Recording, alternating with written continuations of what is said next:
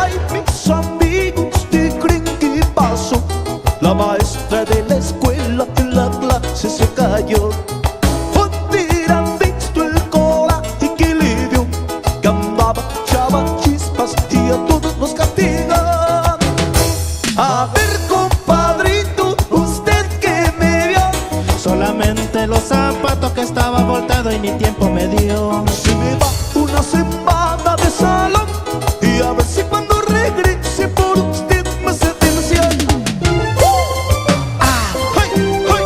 ¡Hey! ¡Hey! ¡Súbale! ¡Hey! ¡Hey! ¡Eso! ¡Hey! ¡Vamos! ¡Vamos, compadre! ¡Hey! Yo tengo un problema grande con mi novia tan querida. Tiene esta redalosita y a cualquiera se le arrima. Como ya estaba quitando y buscar para otro lado, porque ella está coqueteando con el tipo desvelado. Pasaste muy bien gustado, yo al amigo le reclamo y me lleno de vergüenza al oír la explicación. ¿Cómo es, compadre?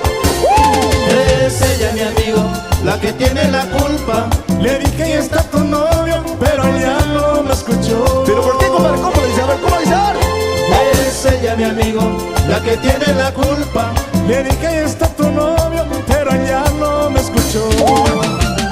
Resbalosa, resbalosita, necesito que te controle. Pues se sigue de resbalosa y espejita en mis amores. Resbalosa, resbalosita, necesito que te controle. Pues se sigue de resbalosa y espejita en mis amores. ¡Súbale! ¡Dice, compadre! Y en un pueblo de bombón, el chile de chocolate cargaba su pistolón con balas de cacahuate. Y en un pueblo bien cerrado, al otro se pandilleros, tira de ricas galletas con burricos de caramelo. El uno que daba chicles, el chirico provocaba por un paletón grandote que a todos había soltado.